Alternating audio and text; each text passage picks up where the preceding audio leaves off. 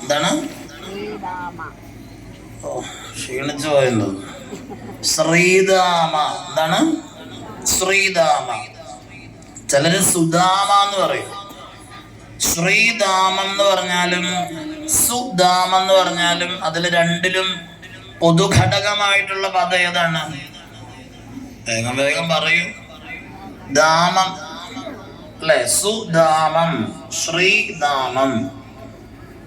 അപ്പൊ ധാമം എന്ന് പറഞ്ഞാൽ എന്താ അർത്ഥം? ചരട് എന്നാണ്, കയറ് എന്നാണ്. സുധാമം എന്ന് പറഞ്ഞാൽ നല്ല ചരട്. ശ്രീധാമം എന്ന് പറഞ്ഞാൽ ഐശ്വര്യ സമൃദ്ധമായ ചരട്. എന്താ അങ്ങനെ പറയാൻ കാരണം? ഭഗവാന് ഹൃദയത്തോട് ബന്ധിച്ച ചരടിന്റെ പേരാണ് ശ്രീധാമ. അങ്ങനെയാണ് ആ കഥ പറയുക. ഭഗവാനെ ഹൃദയത്തോട് ബന്ധിച്ച ചരട്. ആരൊക്കെ ഭഗവാനെ ഹൃദയത്തിൽ ബന്ധിച്ചിട്ടുണ്ടെന്ന് വെല്ലുമംഗല സ്വാമിയാര് ശ്രീകൃഷ്ണ കർമാമൃതത്തിൽ പറയുന്നുണ്ട്. എങ്ങനെയാ? ഉലൂഖലം വാ യമിനാം മനോവാ ഗോപാംഗനാനാം ച ഉചകുട്മളം വാ. ഉലൂഖലം വാ. ഉലൂഖലം എന്ന് പറഞ്ഞാൽ എന്താണ്? ഒരലുമ്മലാണ്. ഒരല് ഭഗവാൻ ബന്ധിതനായ കഥ നമ്മൾ കേട്ടില്ലേ? നാരായണീയത്തിലൊക്കെ ഇവിടെ വായിക്കും. 47-ാം ദശകത്തില് ഉലൂഖല ബന്ധനം. അപ്പൊ ഒരലില് അമ്മ ബന്ധിച്ചു എന്നാണ്. പിന്നെയോ ഗോപാംഗനാനാം ച ഉചകുട്മളം വാ. ഗോപികമാരുടെ ഹൃദയം കൊണ്ട് ബന്ധിച്ചു. പിന്നെയോ യമിനാം മനോവാ.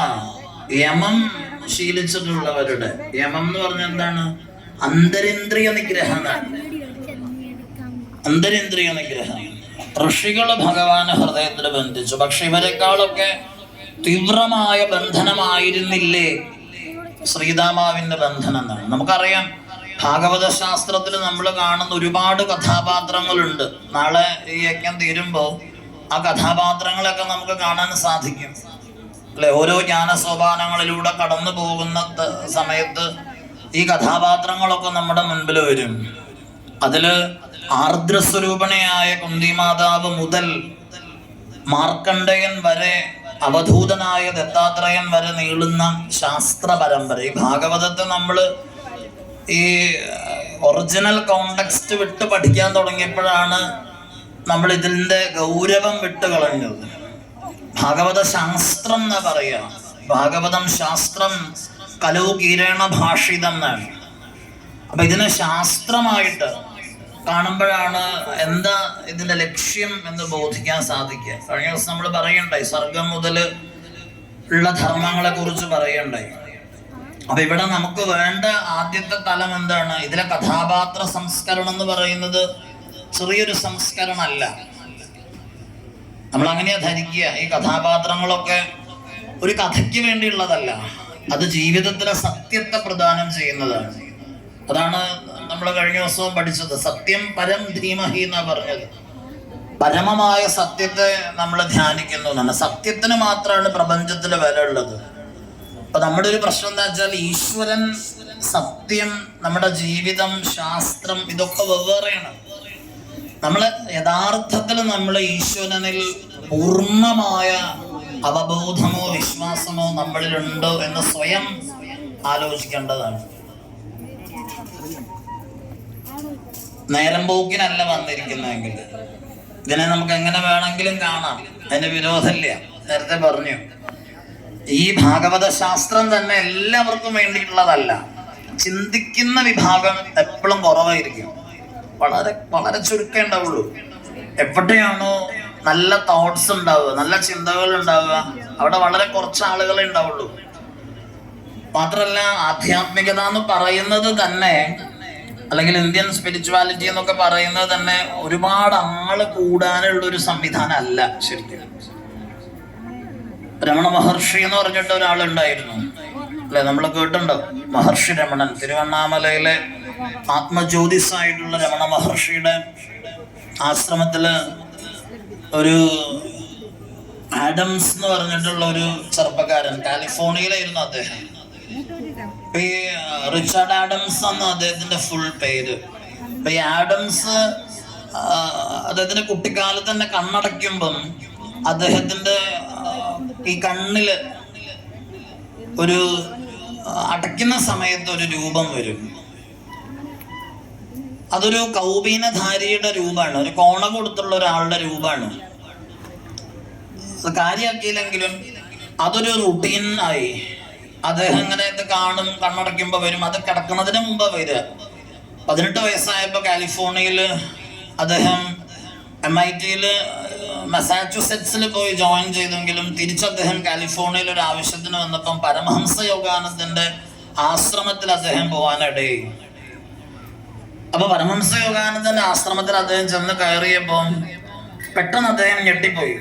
കാരണം പരമഹംസ യോഗാനന്ദന്റെ ഇരിക്കുന്ന റൂമിന്റെ ഭിത്തിയുടെ ചുവരില് ഇദ്ദേഹം നിരന്തരം ഉറക്കത്തിൽ കാണുന്ന ഈ കൗപീനധാരിയെ കണ്ടു.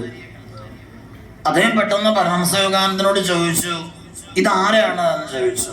അപ്പൊ അദ്ദേഹം പറഞ്ഞു, ഇത് അറിയില്ല, ഇത് മഹർഷി രമണനാണ്, അദ്ദേഹം ഇന്ത്യയിലെ വളരെ വലിയൊരു സെയിന്റ് ആണെന്ന് പറഞ്ഞു. എന്നിട്ട് ആഡംസിനോട് പറഞ്ഞു, നീ ഇപ്പൊ തന്നെ പൊക്കോളൂ എന്ന് പറഞ്ഞു. വേറെ ഒന്നും പറഞ്ഞില്ല, യോഗാനന്ദനൊന്നും പറഞ്ഞില്ല. അപ്പൊ ആഡംസ് പെട്ടെന്ന് തന്നെ അരുണാചലത്തിലേക്ക് പോന്നു. ഇപ്പൊ മഹർഷി മഹാമൗനത്തിന്റെ നെറുകയിലാണ്.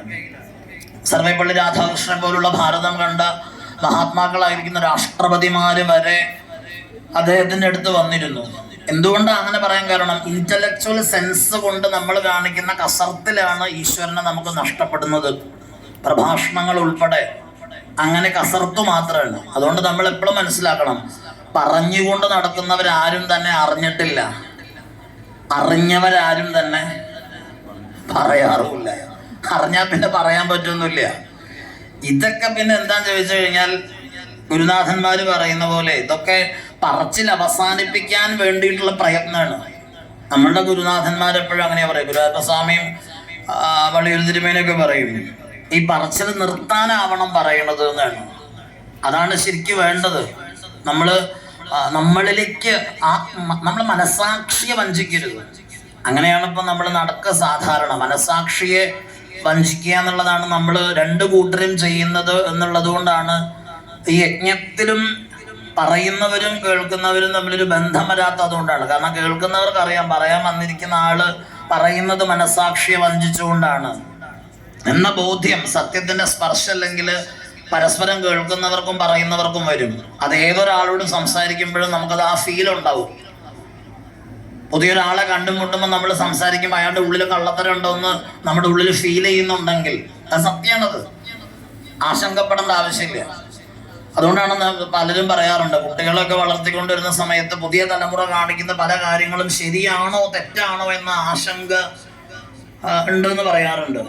നമ്മൾ ഒരു കാര്യം രക്ഷകർത്താക്കൾ മനസ്സിലാക്കേണ്ട എന്താണ്, നമ്മളുടെ കുട്ടികൾ വഴിതെറ്റുന്നു എന്ന ബോധം ഉള്ളിൽ എവിടെങ്കിലും മുള പൊട്ടിയിട്ടുണ്ടെങ്കിൽ അബ്സല്യൂട്ട്ലി അത് ശരിയായിരിക്കും. കാരണം നിങ്ങളുടെ ജീവിത പരിചയം ആ കുഞ്ഞുങ്ങൾക്കില്ല. പല രക്ഷകർത്താക്കളത് മറക്കുകയും ചെയ്യുക. സാരല്ല, നേരെയായിക്കോളും. ആ നേരെയാവില്ല. കുട്ടിക്ക് എവിടെയോ ഒരു വഴിപഴക്കലുണ്ടായിട്ടുണ്ടെന്ന് നിങ്ങളുടെ മനസ്സ് നിരന്തരമായിട്ട് മന്ത്രിക്കുന്നുണ്ടെങ്കിൽ നിങ്ങൾ അവനെ ശ്രദ്ധിച്ചു തുടങ്ങേണ്ടതാണ്. പക്ഷെ അങ്ങനെ ചെയ്യാറില്ല. നമ്മൾ അതിനെ മറയ്ക്കും. അപ്പൊ ഈശ്വരനുമായിട്ട് ഇടപഴകുമ്പോഴും നമുക്ക് അറിയാൻ പറ്റുന്നുണ്ട് ഇതൊന്നും ശരിയാവണില്ല, വെറുതെ നടക്കുകയാണ് എന്ന ബോധ്യം ഉണ്ടെങ്കിൽ ഈശ്വരനെ അറിയാൻ നമ്മളൊന്ന് പരിശ്രമിക്കേണ്ടതാണ്. അതാ നേരത്തെ പറഞ്ഞു, നമുക്ക് ഇപ്പോഴും ഗുരുവായൂരപ്പൻ എന്ന് പറയുന്നത് കല്ലും കട്ടയും മണ്ണും വിഗ്രഹമൊക്കെയാണ്. എന്നാണോ നമ്മളെ പോലെ ഒരാളാണത് എന്ന് മനസ്സിലാവേണ്ടത്, അന്ന് നമ്മുടെ ആശങ്കകൾ മുഴുവൻ തീരും, നമ്മുടെ മുഴുവൻ വൈഷമ്യങ്ങൾ അവസാനിക്കും, നമ്മുടെ സംശയങ്ങൾ ഇല്ലാണ്ടാവും. പിന്നെ നമുക്ക് ആശങ്കകളില്ല, പിന്നെ സുഖദുഃഖങ്ങളുടെ പിന്നാലെയുള്ള അലച്ചിലില്ല. ഇത് വെറുതെ പറയണല്ല, മറിച്ച് ഇത് ശാശ്വതമായൊരു സത്യമാണ്. അത് അനുഭവിച്ചറിഞ്ഞ ധാരാളം മഹാത്മാക്കള് അവരുടെ ജീവിതം എങ്ങനെയാണെന്ന് കാണിച്ചു തന്നിട്ടാണ് ഈ സത്യത്തെ ഭാരതം പലപ്പോഴും പഠിച്ചിട്ടുള്ളത്. അപ്പൊ ആദ്യം നമ്മൾ ചെയ്യേണ്ടതാണ്, നമ്മുടെ ഹൃദയത്തിലേക്ക് നോക്കുക. അപ്പൊ ഈ ആഡംസ് എന്ന് പറയുന്ന ആ കുട്ടി മഹർഷി രമണനെ കാണാൻ ചെന്നപ്പോ മഹർഷി രമണൻ മൗനത്തിന്റെ വാൽമീകത്തിലേക്ക് കയറി കഴിഞ്ഞിരുന്നു. അദ്ദേഹത്തിന്റെ ഏറ്റവും വലിയ തുറപ്പിച്ചിട്ട് ബ്രഹ്മാസ്ത്രം എന്ന് പറയുന്നത് തന്നെ മൗനമാണ്. മൗനത്തിലൂടെ സമ്മതിക്കാൻ അദ്ദേഹത്തിന് സാധിക്കുമായിരുന്നു. അപ്പോൾ ആഡംസ് അങ്ങനെ വന്നപ്പം മഹർഷി പക്ഷേ അന്ന് അത്ഭുതകരമായ രീതിയിൽ രണ്ട് കാര്യങ്ങൾ, ആശ്രമത്തിലുള്ളൊരു ജോലിക്കാരനെ നോക്കിക്കൊണ്ട് അയാളെന്തോ കുഴപ്പം കാണിച്ചിട്ടുണ്ട്, അയാളെ കൂട്ടിക്കൊണ്ട് വന്നാണ്. അപ്പൊ ആഡംസ് താഴെ ഇരിക്കുന്നുണ്ട്. അപ്പൊ ഈ ജോലിക്കാരനോടെന്നുള്ള രീതിയിൽ മഹർഷി പറഞ്ഞു, നീ നിന്നെ അറിയാൻ പരിശ്രമിക്കുക, നീ നിന്നിൽ മാത്രം ശ്രദ്ധിക്കുക എന്ന് പറഞ്ഞു. അപ്പോൾ ആഡംസിന് മനസ്സിലായി ഇതെനിക്ക് വേണ്ടി പറഞ്ഞതാണ്. മഹാത്മാക്കൾ അങ്ങനെയാണ്, ഒരു ഡയറക്റ്റായിട്ട് പറയില്ല, ചിലത് മറ്റൊരാൾക്ക് വേണ്ടി എന്നുള്ള രീതിയിലാണ്. പക്ഷെ ഗുരുശിഷ്യ ബോധം ഉള്ളിൽ ഉദയം ചെയ്തിട്ടുണ്ടെങ്കിൽ അത് അണ്ടർസ്റ്റുഡ് ആയിരിക്കും, മനസ്സിലാക്കാൻ പറ്റും അത് ആർക്ക് വേണ്ടിയാണ് പറഞ്ഞത് എന്നുള്ളത്. ആഡംസ് അപ്പം തന്നെ അദ്ദേഹത്തിന് കൃത്യമായിരിക്കുന്നൊരു അവബോധമുണ്ടായി. അതെന്തുകൊണ്ടാണ്? പൂർണ്ണ ശ്രദ്ധ ഉള്ളതുകൊണ്ടാണ്. ഇപ്പൊ നമുക്ക് ഇവിടെ ഇരിക്കുമ്പോഴും പരിപൂർണമായ ശ്രദ്ധ നമ്മുടെ ഉള്ളിലേക്ക് വരണം. ഒന്നിനും നമ്മളെ തടസ്സപ്പെടുത്താൻ പറ്റില്ല. അപ്പൊ ഇത്തരം സന്ദർഭങ്ങളിൽ നമ്മളിത് പരിശീലിക്കണം. ഇവിടെ എല്ലാം കൂടെ നടന്ന് ഇങ്ങനെ പോകുമ്പം അതിൻ്റെ ഉള്ളിലാണ് ഈശ്വരൻ ഇരിക്കുക. അല്ലാതെ നിങ്ങൾ കൃത്രിമമായിട്ട് ഇവിടെ യജ്ഞശാലയിൽ പ്രഭാഷണം കേൾക്കാൻ ഇരിക്കണം എന്ന് പറയുന്ന ആള് വാശി പിടിച്ചത് കൊണ്ടോ, അന്നദാനം നേരത്തെ തുടങ്ങി എന്നുള്ളത് കൊണ്ടോ, പൂജ നേരത്തെ ഒന്നുമല്ല. അതൊക്കെ അതിൻ്റെതായ ധർമ്മങ്ങളിൽ അങ്ങനെ നടക്കും. പക്ഷെ നമ്മൾ എന്തിനാണ് വന്നത് എന്നുള്ള ബോധ്യം നമ്മുടെ ഉള്ളിലുണ്ടെങ്കിൽ നമ്മുടെ ഹൃദയം വിമലീകൃതമാകും. ഇവിടെ ആര് വന്നോട്ടെ, ആര് പൊയ്ക്കോട്ടെ, നമ്മളുടെ ഹൃദയത്തിൽ അചഞ്ചലമായിട്ടുള്ള ഈശ്വര അവബോധം. അതുകൊണ്ടാണ് രാമകൃഷ്ണദേവനൊന്നും കാട്ടിലല്ല ഇരുന്നത്, ജനപഥങ്ങളുടെ നടുവിലാണ്. വംഗഗംഗ, ബംഗാളിൽ ഗംഗയെ പറയുന്നത് വംഗഗംഗ എന്നാണ്, വംഗദേശം എന്നാ പറയാ. അതിന്റെ മുകളിലൂടെ ക്രോസ് ആയിട്ട് പോകുന്ന ആകാശചുംബിയായ ഹൗറ പാലത്തിന്റെ താഴെ പഞ്ചവടിയുടെയും രാധാകാന്തന്റെയും ഒക്കെ ആ തളങ്ങൾക്കുള്ളില് ഭവതാരിണി ക്ഷേത്രത്തില് കാളി നടനം ചെയ്യുന്ന തൻ്റെ ശരീരവുമായിട്ടിരിക്കുന്ന രാമകൃഷ്ണ പരമഹംസദേവനെ നമ്മൾ കാണുന്നത് പലപ്പോഴും ആ കാലഘട്ടത്തിൽ ഭ്രാന്തൻ പൂജാരിയായിട്ടാണ്. പുഴ കടന്നു പോയ നരേന്ദ്രൻ വിവേകാനന്ദനായിട്ട് തിരിച്ചു വരുന്നതും പരമഹംസന്റെ മാസ്മരിക സ്പർശനം കൊണ്ട് മാത്രമല്ല. നരേന്ദ്രൻ അല്ലെങ്കിൽ വിവേകാനന്ദ സ്വാമിയെ നമ്മൾ ഒരു വശം മാത്രമാണ് കാണുക. എല്ലാ സ്പിരിച്വൽ കോൺസെപ്റ്റുകളുടെയും ആശയങ്ങളുടെയും ഒരു പ്രധാന പ്രശ്നം നമ്മളുടെ കാഴ്ച ഒരു വൺ സൈഡാണ്, ഒരു ഭാഗത്താണ് നമ്മളത് ശ്രദ്ധിക്കുക. അങ്ങനെയല്ല, കരഞ്ഞു തീർന്ന സന്യാസമായിരുന്നു വിവേകാനന്ദൻ്റെതെന്ന് പറയുന്നവരുണ്ട്. ശരിയായിരിക്കാം. കാരണം എന്താ, ഇത്രത്തോളം യാതനകളും വേദനകളും അനുഭവിച്ചൊരു സന്യാസി പ്രപഞ്ചത്തിലുണ്ടായിരിക്കില്ല. വെറും 40 വയസ്സ് മാത്രം ആയുസ്സുണ്ടായിരുന്ന ഒരു മനുഷ്യൻ എന്തുകൊണ്ടാണ് ഭാരതത്തെ ഇപ്പോഴും അത്ഭുതപ്പെടുത്തുന്നത്? നമ്മൾ ചിന്തിക്കേണ്ടതുണ്ട്. കാരണം ചിക്കാഗോ ടോക്സ് കഴിഞ്ഞ് വന്നിട്ടും ദരിദ്രനായിരുന്നു സ്വാമി. അദ്ദേഹത്തിന്റെ അമ്മ അപ്പോഴും ആശ്രമത്തിലേക്ക് വരും, കോടിക്കണക്കിന് രൂപ തൻ്റെ കയ്യിലേക്ക് വന്നു. അപ്പോഴും തൻ്റെ ലൗകികമായിരിക്കുന്ന ജീവിതത്തിന്റെ ശൂന്യപഥങ്ങളിലൂടെ സ്വാമി സഞ്ചരിക്കുന്നുണ്ട്. 1 രൂപ പോലും തൻ്റെ ലൗകിക കാര്യങ്ങൾക്ക് എടുത്തിട്ടുണ്ടായിരുന്നില്ല. പായുടെ ചുവട്ടിൽ ഒരു ഇഷ്ടികയായിരുന്നു തലയണയായിട്ട് ദീർഘകാലം ആ മഠത്തിലെ സന്യാസിമാർ ഉപയോഗിച്ചിരുന്നത്. മാസ്റ്റർ മഹാശയനും ഒക്കെ ഉപയോഗിച്ചിരുന്നത് ഒരു കഷ്ണം ഇഷ്ടികപ്പുറത്താണ് അവർ കിടന്നിരുന്നത്. ഇത്രയേറെ യാതനകൾ സഹിച്ച ഒരു സന്യാസാശ്രമം ഭാരതത്തിൽ വേറെ കാണില്ല. അങ്ങനെയുള്ള സ്വാമി കാണുന്നുണ്ട്. തൻ്റെ അമ്മ സ്വാമിയെ ബിലു എന്നാണ് വിളിക്കുക. ബിലു എന്ന് വിളിച്ചുകൊണ്ട് ആ അമ്മ വരുമ്പോൾ ആ അമ്മ അഭിമാനത്തോടു കൂടി പറയുമായിരുന്നു, തോട്ടത്തിലേക്കൊക്കെ ഇറങ്ങിയിട്ട്, ഇതെന്റെ മകൻ വളർത്തുന്നതാണ്, ഈ മുളകും ഈ വെണ്ടയും എല്ലാം എന്നൊക്കെ പറഞ്ഞ് ഒരു കുട്ടവഞ്ചിയിൽ അവർ വരും. ബിലുവിനെ കാണാതെ പോകും. ബിലു അപ്പോൾ വളരെ തിരക്ക് പിടിച്ച സന്യാസധർമ്മത്തിലായിരിക്കും. പക്ഷേ ചിക്കാഗോ ടോക്സിന് ശേഷവും കൽക്കട്ടയിലെ തെരുവിലൂടെ ഏകാന്തപഥികനായി സ്വാമിജി അലഞ്ഞിട്ടുണ്ട്. തൻ്റെ അമ്മയ്ക്കൊരു സാരി വാങ്ങാൻ പണമില്ലാതെ ആ ഹൃദയം തുടിച്ചിട്ടുണ്ട്. അതുകൊണ്ടായിരിക്കണം അദ്ദേഹം മരിക്കുന്നതിന് അരമണിക്കൂർ മുൻപ് കൊച്ചു കുഞ്ഞുങ്ങൾ കരയുന്നത് പോലെ വാവിട്ട് കരഞ്ഞിട്ടാണ് മരിക്കുന്നത്. ആ അമ്മയ്ക്ക് അതും കാണേണ്ടി വന്നു. അവസാന കാലം വരെ തൻ്റെ അമ്മാവനുമായിട്ട് നീണ്ടുനിന്ന വീടിനെ ചൊല്ലിയുള്ള വ്യാവഹാരിക തർക്കം സ്വാമിയുടെ ജീവിതത്തെ രോഗാതുരമാക്കിയിരുന്നു. ഇല്ലാത്ത രോഗങ്ങളൊന്നും ഉണ്ടായിരുന്നില്ല. സൗന്ദര്യത്തിന്റെയും ബലിഷ്ഠകായതയുടെയും ഒക്കെ ബിംബമായിട്ട് സ്വാമിജിയെ ചിത്രീകരിക്കുമ്പം അദ്ദേഹത്തെക്കുറിച്ച് യഥാർത്ഥമായി നമ്മൾ പലതും അറിഞ്ഞിട്ടില്ല. ഒരു പെരുമഴയത്ത് കുട പോലും ഇല്ലാത്ത ഒരു ഏകാഗിയെ പോലെ സ്വാമിജി നിൽക്കുന്നുണ്ട്. അവസാനം അദ്ദേഹം എഴുതുന്നുണ്ട്, സിസ്റ്റർ നിവേദിതയ്ക്ക് എഴുതുന്നുണ്ട്. അദ്ദേഹത്തിന്റെ കൂടെയുള്ളവരൊക്കെ അദ്ദേഹത്തെ പോലെ തന്നെ ശുദ്ധരും സാത്വികരും കൂടിയായിരുന്നു. ഒരു വിഭാഗം ഒഴിച്ച് അതെല്ലായിടത്തും ഉണ്ടാവും.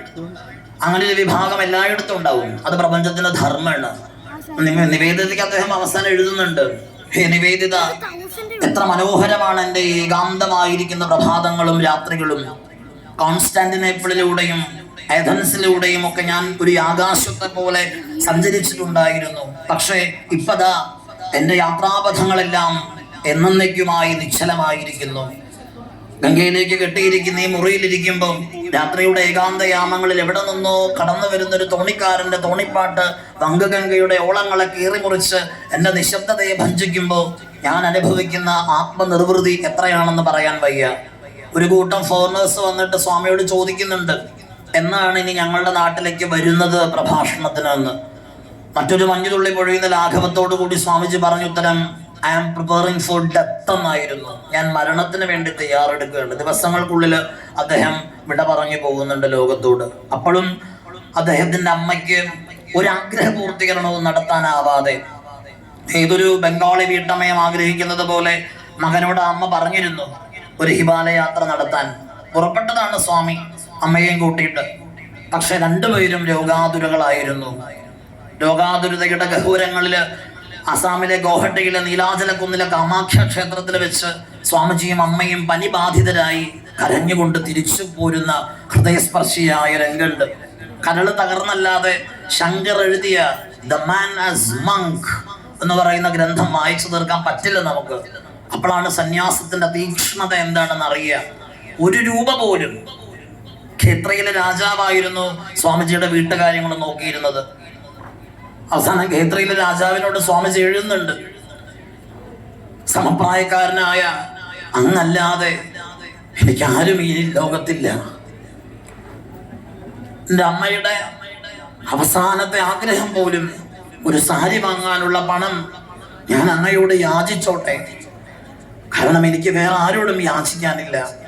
ആ ഖേത്രയിലെ രാജാവ് അയച്ചു കൊടുക്കുന്ന പണം കൊണ്ടായിരുന്നു സ്വാമിയുടെ ജീവിതം വീട്ടിൽ പുലർന്നിരുന്നത്. അത് ദാരിദ്ര്യത്തിന്റെ വഴി ആയിരുന്നില്ല, മറിച്ച് താൻ പിന്തുടർന്ന പാതയിൽ കാളിയോടുള്ള അസാധാരണമായ ആ ദൃഢതരമായ ഉറപ്പിൽ ആ ജീവിതം തളർത്തു. ഭാരതം എത്രയോ കാലം മുന്നോട്ട് പോയി. പതറിയില്ല. നമ്മളൊക്കെ പതറുന്നവരാണ്. സ്വാമിജി പതറിയില്ല. സ്വാമിജിയുടെ അമ്മയും പതറിയിട്ടില്ല. അവിടെയാണ് സന്യാസം നമ്മളെ വിസ്മയിപ്പിക്കുന്നത്. ആദംസും അങ്ങനെയാ ചെയ്തത്. ആദംസ് രമണ മഹർഷിയുടെ ആശയങ്ങളുമായിട്ട് ലോകം മുഴുവനും ചുറ്റിക്കറങ്ങി അദ്ദേഹത്തിൻ്റെതായിരിക്കുന്ന ആ ആത്മബോധത്തിലേക്ക് ഉയർന്നു പോയ ആളാണ്. ഭാഗവതത്തിലെ സ്വരൂപവും ഇത് തന്നെയാണ്. ആത്മോദ്ധാരണത്തിനുള്ള ശാസ്ത്രമാണിത്. നേരം പോക്കിനുള്ളതല്ല. പക്ഷെ എന്ത് വേണം? ഹൃദയം ഗുരുവായൂരപ്പന് സമർപ്പിക്കാൻ പറ്റണം. പക്ഷെ നമുക്ക് അങ്ങനല്ല. നമ്മളെപ്പോലെ തന്നെയാണ് ഈശ്വരൻ. അത് ശ്രീരാമാവിന് ധാരണ ഉണ്ടായിരുന്നു. ശ്രീരാമാവൻ അത് അറിയാമായിരുന്നു. വിതുരൻ അറിയാമായിരുന്നു. കുന്തിക്ക് അറിയാമായിരുന്നു. ഭീഷ്മർക്കും ഒരു വേള അറിയാമായിരുന്നു. അറിഞ്ഞവരെല്ലാം ആ പാദങ്ങളെ പുൽകി. അപ്പൊ നമ്മൾ പറഞ്ഞൊക്കെ പഴയ കാലത്തൊന്നുമല്ല. ആ ഈശ്വരനെ നമ്മളെപ്പോലെ തന്നെ കണ്ടാൽ, നമ്മളങ്ങനെ കാണുന്നില്ലല്ലോ. ഇപ്പൊ ഈശ്വരനെ നമ്മൾ സ്നേഹിക്കുന്നുണ്ട്. ഇപ്പൊ നമ്മൾ പറയുന്ന ഒരു ഉദാഹരണം, എല്ലാവരും ചിലപ്പോ ഒക്കെ നമ്മൾ പറയാറുണ്ട്, എനിക്ക് ഉണ്ണികൃഷ്ണനായിട്ടാണ് ഞാൻ ആരെ കാണുന്നത്? ഭഗവാനെ കാണുന്നത്. ഇങ്ങനെ നമ്മൾ വെറുതെ കള്ളത്തരാ അത് അങ്ങനെ കള്ളത്തരാവുക ആണെന്താന്നറിയോ? നമ്മളൊന്ന് ആലോചിച്ച് നോക്കിയേ. ഉണ്ണികൃഷ്ണനായിട്ട് കാണുന്ന നിങ്ങളെ എത്ര വയസ്സാണ് നിങ്ങളുടെ ഉണ്ണിക്കെന്ന് ചോദിച്ചാൽ ഉത്തരമുണ്ടോ? എത്ര പല്ലുണ്ട്? എത്ര മുടിയുണ്ട്? പട്ടുകോണാണ് കൊടുത്തേക്കണേ. ഓടക്കുള്ളിന് എത്ര വലിപ്പുണ്ട്? എന്തൊക്കെ ആഭരണങ്ങൾ ധരിച്ചിട്ടുണ്ട്? എന്താ നിറം? സംസാരിക്കുന്ന ഉണ്ണിയാണോ അതോ ഗാഗാ ഗൂഗു ഗീ എന്ന് പറയുന്ന കുട്ടിയാണോ? എപ്പോഴാ ഉണർന്നിരിക്കണേ, എപ്പോഴാ ഉറങ്ങണേ നമുക്കറിയില്ല. വെറുതെ പറയണ് ഞാൻ ഉണ്ണികൃഷ്ണനായിട്ടാ കാണണേ. അത് വെറുതെ ഫേക്കാണ്. അതാ പറഞ്ഞത്, നമ്മൾ ഏത് സാധന ചെയ്യുമ്പോഴും, സാധന എന്ന് പറഞ്ഞാൽ മനസ്സിന്റെ ബലാണ്. അതിനിപ്പോ ഈശ്വര സങ്കേതത്തിൽ വരണമെന്നൊന്നുമില്ല. പ്രകൃതിയിലേക്ക് നോക്കിയാൽ മതി. ഇപ്പൊ നമുക്ക് ചുറ്റിനും മഴ പെയ്തു, എത്ര പേര് മഴ ആസ്വദിക്കുന്നുണ്ടോ? ഒരാസ്വാദന ശേഷിയില്ല, വെറുതെയാണ്. മഴ പെയ്താൽ നമ്മൾ തുടങ്ങും, ഓ നശിച്ച മഴ തുടങ്ങിയിട്ടുണ്ടെന്നാണ്. ഇനിയിപ്പോ വെയില് വന്നാൽ അയ്യോ ചൂടുകൊണ്ട് വയ്യട്ടോ, ഒന്നും ആസ്വദിക്കാൻ പറ്റില്ല. അതുകൊണ്ടാണ് നമ്മൾക്ക് വ്യത്യാസം ഉണ്ടാകാത്തത്. ഒരുപാട് വർഷങ്ങൾക്ക് മുൻപ് കനാർപുക്കൂർ എന്ന പേരായിരിക്കുന്ന ബംഗാളി വിദൂര ഗ്രാമത്തിലൊന്നില് ഒരു ഗദാധർ ചാറ്റർജി എന്ന് പറഞ്ഞൊരു കുട്ടി തേക്കിലക്കുമ്പിളിൽ വറുത്തെടുത്ത ചോളവുമായിട്ട് ഒരു സായം സന്ധ്യയിൽ നടന്നു പോയപ്പോ ആ ചോളം കുറിച്ചതിന്റെ ആയത്തിൽ അവന്റെ കണ്ണുകള് ആകാശത്തിലേക്ക് ഉയർന്നു. ആ ഉയർന്നു പോയപ്പോഴാണ് ആകസ്മികമായിട്ട് അവൻ കാണുന്നത്, ആ തീക്ഷ്ണ വേനലിൽ അന്തരീക്ഷത്തിലെ ജലാംശങ്ങളെല്ലാം ഒപ്പിയെടുത്തൊരു കാളമേഘം ആകാശത്തിന്റെ ചെരുവിൽ കറുത്ത നിറത്തിലെ മേഘം കിടന്നിരുന്നു. ആ മേഘധാരയിലൂടെ, ആ മേഘപഥത്തിലൂടെ ഒരു പ്രത്യേക ആകൃതിയില് ഒരു കൂട്ടം വെളുത്ത കൊറ്റികള് ആ മേഘത്തെ ക്രോസ് ചെയ്തു പോകുന്ന മാസ്മരികമായ ഒരു കാഴ്ചയുടെ ആനന്ദമൂർച്ചയില് ആ കുട്ടി ആ കൊയ്ത്തൊഴിഞ്ഞ ഗോതമ്പ് പാടത്തിന്റെ വരണ്ട ഭൂമിയിൽ വീഴുന്നുണ്ട്.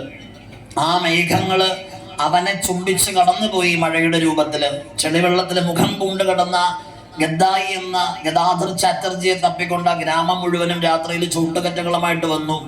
ആരോ പറഞ്ഞു പാടത്തൂടെ പോണ കണ്ടിരുന്നു എന്ന്. അവനെ അവിടുന്ന് എടുത്തോണ്ട് പോയി കയറ്റുകെട്ടിൽ കടത്തി. പ്രഭാതം വരെ അവൻ ഞരങ്ങുകയും മൂളുകയും ചെയ്തു. പ്രഭാതത്തില് എഴുന്നേറ്റു. അവനോട് ഗ്രാമം മുഴുവനും ചോദിച്ചു, നിനക്ക് എന്താണ് പറ്റിയത്? അവനൊന്നും പറയാൻ അറിയുമായിരുന്നില്ല. പക്ഷെ നമുക്ക് ഇന്നൊന്നറിയാം, ആ കറുത്ത മേഘത്തെ ക്രോസ് ചെയ്തു പോയ വെളുത്ത കുറ്റികളുടെ വൈദ്യുതാലിംഗനത്തിൽപ്പെട്ട് ആനന്ദധാര മുറിയാത്ത ആ മൂർച്ചയിൽ ആണ്ടുപോയി താഴെ പതിച്ചു പോയ കുട്ടിയാണ് ഭാരതത്തിന്റെ വേദാന്തത്തിന്റെയും അസാധാരണമായ തന്ത്രശാസ്ത്രത്തിന്റെയും കുലാചാര്യനായി പകരം വയ്ക്കാനില്ലാതെ നമ്മളുടെ ആധ്യാത്മിക സരണിയുടെ തപോമണ്ഡലത്തിലെ പ്രകാശ നക്ഷത്രമായി മാറിയ സാക്ഷാൽ ശ്രീരാമകൃഷ്ണ പരമഹംസദേവനായി മാറുന്നത്. ആ ഗദാധർ ചാറ്റർജി എന്ന ഗദ്ദായി എന്ന കുട്ടി ആ ഒരൊറ്റ കാഴ്ചയിൽ രൂപപ്പെടുകയാണ്. സെറ്റാറി എന്നാണ് അതിന് പറയുക, സെൻ ബുദ്ധിസ്റ്റുകളൊക്കെ. നമ്മൾ അതിലേക്ക് പോകുന്നില്ല. ശ്രദ്ധയോടുകൂടിയുള്ളവന് ഉണ്ടാവുന്ന ബോധത്തിന്റെ ഉയർച്ചയാണ്, ആന്തരികമായ ഉദ്ധാരണമാണ്. അതിനെയാണ് അങ്ങനെ പറയുക അവര്. അപ്പൊ ഇത് നമ്മൾക്കും ഉണ്ടാവേണ്ടതാണ്. അപ്പൊ നമ്മൾ പറയും ഇതൊക്കെ മിത്തല്ലേ, ഇതിലൊക്കെ വലിയ അങ്ങനെയല്ല. നമ്മൾ എങ്ങനെയാണ് ഈശ്വരനെ ദർശിക്കുന്നത്? ഇപ്പൊ നമ്മള് സ്നേഹിക്കുന്നു പറയും, അല്ലെങ്കിൽ കൂട്ടുകാരനെ പോലെ കാണുന്നു ഉണ്ണി എന്ന് പറയും. ഇപ്പൊ ഇന്ന് അങ്ങനെയല്ലേ കണ്ടത്, ശ്രീതാമാവ് എന്നൊക്കെ പറയും. പക്ഷെ നമ്മളെപ്പോലെ തന്നെ നമ്മളെപ്പോഴാ ഈശ്വരനോട് ഇടപെടുക? അങ്ങനെ ഇടപഴകിയവരൊക്കെ ഉണ്ട്. ഇപ്പൊ പഴയ കാലത്തെ മഞ്ജുളയും പൂന്താനും ഒന്നും അല്ലാണ്ട് നമ്മുടെ ഇടയിൽ ആരെങ്കിലും ഉണ്ടോ എന്നൊക്കെ ചോദിക്കും. ഈ പള്ളിയൂർ തിരുമേനയുടെ ഭാര്യ സുഭദ്ര അന്തർജനം എന്ന് പറഞ്ഞിട്ടൊരു അമ്മ ഉണ്ട്. അപ്പോ ഗുരുവായൂരപ്പദാസ സ്വാമിയുടെ സമകാലികനായിരുന്ന, അല്ലെങ്കിൽ രണ്ടുപേരും അമ്പലപ്പുഴയുടെ മണ്ണിൽ വെച്ചിട്ടാണ് മലബാറിൽ ജീവിച്ചിരുന്ന ഈ ഉള്ളവൻ ഗുരുവായൂരപ്പ സ്വാമിയിലൂടെയാണ് പള്ളിയൂർ തിരുമേനിയെ ഒരു ചെറുപ്പത്തിൽ പരിചയപ്പെടുന്നത്. അപ്പൊ അന്ന് തൊട്ട് ആ കുറുപ്പന്തറയിൽ ഇല്ലത്ത് പോവാറുണ്ട്. ആ അമ്മയുടെ കയ്യിൽ നിന്ന് ധാരാളം ഭക്ഷണം കഴിച്ചിട്ടുണ്ട്. ഉണിക്കാളി അമ്മ എന്നാ നമ്മളൊക്കെ വിളിക്കുക. അപ്പം അങ്ങനെയാണ് ശരിക്കും പറഞ്ഞ ഈ തിരുവിതാംകൂറിൽ പേഴ്സണലി ഞാൻ ആദ്യമായിട്ട് ഈ ഭാഗത്ത് വരുന്നത് പള്ളിയൂർ തിരുമേനിയുടെ മകൻ പരമേശ്വരേട്ടന്റെ സപ്താഹത്തിനാണ്. ചൂനാട് കിണർമുക്ക് എന്ന് പറഞ്ഞൊരു സ്ഥലത്ത്. അന്ന് ശീരവള്ളി കേശവൻ നമ്പൂരിക്ക് ഉണ്ടായിരുന്നു ആ സമയത്ത്, അതേപ്പം ഇല്ല. അപ്പോൾ അങ്ങനെയുള്ള ഒരു കാലത്ത് ഈ അമ്മയെ നമ്മൾ കാണുന്ന സമയം തൊട്ട് അമ്മ ഒരു അക്ഷരം പോലും ശ്രദ്ധിച്ചു നിന്നില്ലെങ്കിൽ നമുക്ക് ആ അമ്മയുടെ വായിന്ന് കിട്ടില്ല. അത്ര ശാന്തയായ ഒരു അമ്മയാണ് ഈ അമ്മ. ഗുരുവായൂരപ്പനെ ഒരു തവണ വെല്ലുവിളിച്ചുണ്ട്. അതൊരു യാഥാർത്ഥ്യമാണ്, അത് മിത്തൊന്നുമല്ല. പള്ളിയൂർ തിരുമേനി പരമദാരിദ്ര്യത്തിന്റെ പടുകുഴിയിലായിരുന്നു. അത്രയ്ക്ക് ദാരിദ്ര്യമായിരുന്നു. അവിടുന്ന് പതുക്കെ പതുക്കെ ഭാഗവത ശാസ്ത്രത്തിലൂടെ ഉയർന്ന് അവസാനം ഒരു വടവൃക്ഷമായി തിരുമേനി വളർന്ന് ഭാഗവതത്തിന്റെ അവസാന വാക്കായിട്ട് അദ്ദേഹം മാറിയ കാലത്ത് ഈ അമ്മയും ദിവാകരേട്ടനും ഒക്കെ ആയിട്ട് പരമേശ്വരേട്ടനും ഒക്കെ ആയിട്ട് ആദ്യമായിട്ട് വള്ളിയൂർ തിരുമേനിയുടെ ആ സാക്ഷാൽ അന്തർജനായിട്ടുള്ള ഉണിക്കാളി അമ്മ ഗുരുവായൂർ പോവുകയാണ്. 35 വർഷമായിട്ടുള്ള ആഗ്രഹമാണ്. അതുവരെ ഗുരുവായൂർ പോയിട്ടേ ഇല്ല. അപ്പം വള്ളിയൂർ തിരുമേനിയാണെങ്കിൽ ധാരാളം ഗുരുവായൂർ സപ്താഹം വായിച്ചിട്ടുണ്ടല്ലോ. അപ്പൊ പോവാന്ന് വെച്ചു. അവിടെ ചെന്ന് തിരുമേനി ശുപാർശക്കാരനൊന്നും അല്ലാത്തതുകൊണ്ട് സാധാരണ പോലെ ക്യൂ പോയി നിന്ന് തൊഴുതു. അപ്പോ അതാരോ കണ്ടു, അഡ്മിനിസ്ട്രേറ്റേഴ്സ് ആരോ കണ്ടു, ഓടി വന്നു എന്തായി കാണിക്കണം എന്ന് പറഞ്ഞിട്ട്.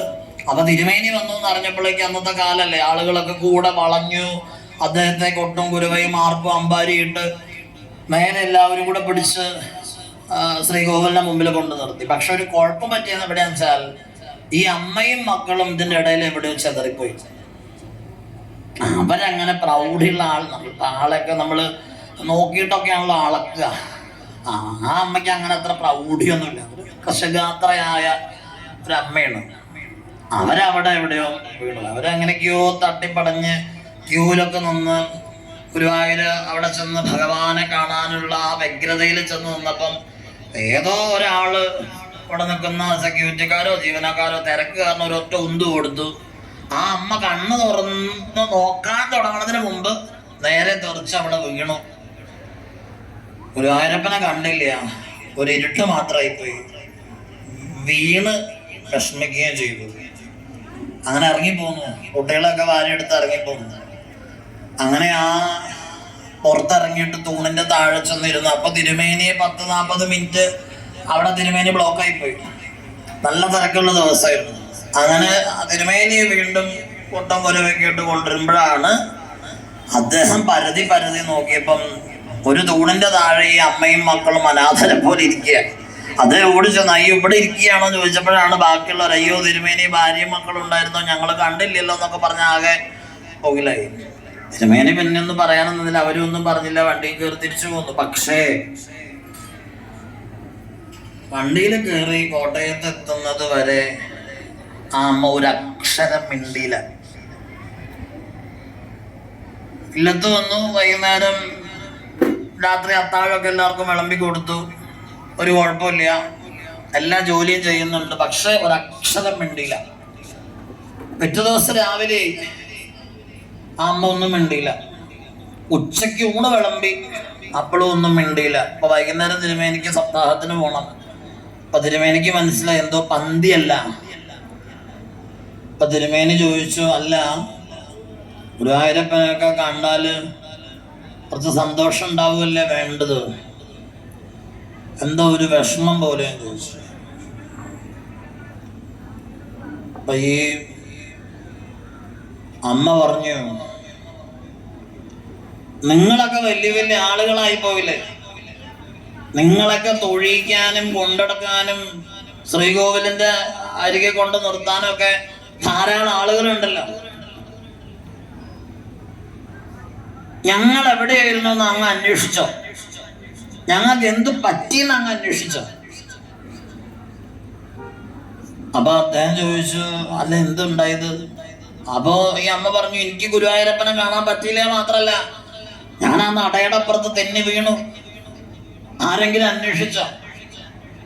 അപ്പോ ഈ തിരുമേനി പറഞ്ഞു, അല്ല വിഷമിക്കണ്ട, ഞാനിതൊന്നും അറിഞ്ഞില്ല, എനിക്കിഷ്ടമുണ്ടായിട്ടല്ല എന്നെ ആളുകൾ കൂട്ടിക്കൊണ്ട് അവിടെ നിർത്തിയത്. ഞാന് ഇനി പോകുമ്പം വിസ്തരിച്ച് തൊഴാനായിട്ട് ഏർപ്പാട് ഉണ്ടാക്കാമെന്ന് പറഞ്ഞു. അതുവരെ ഒരക്ഷരം ആ നാവിൽ നിന്ന് പറയണത് എന്താണെന്ന് ചെവി വട്ടം പിടിച്ച് നോക്കിയാൽ മാത്രം കേൾക്കാവുന്ന ആ അമ്മയുടെ ശബ്ദം ആ ഇല്ലത്ത് മുഴങ്ങി. ആ അമ്മ പറഞ്ഞു, ഇനി എൻ്റെ ജീവിതത്തിൽ എനിക്ക് ജീവനുള്ള കാലത്ത് ഞാൻ ഗുരുവായൂർ വരില്ല. എനിക്ക് ഗുരുവായൂരപ്പനെ കാണണ്ട.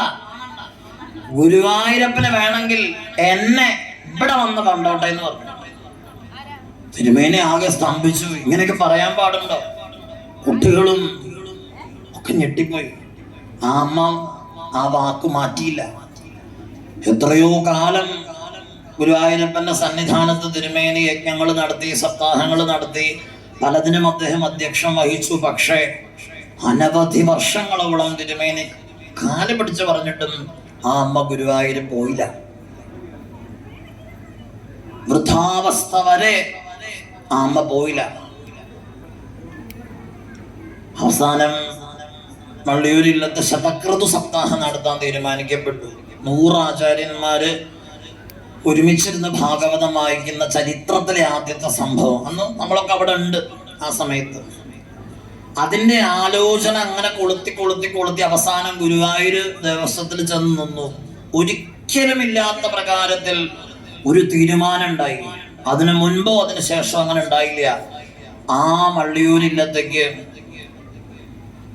ചരിത്രത്തിൽ ആദ്യമായി ശ്രീകോവിലിനകത്ത് നിന്നുള്ള ഭഗവത് ചൈതന്യം വഹിച്ചുകൊണ്ടുള്ള രഥം പുറപ്പെടാൻ തീരുമാനിച്ചു.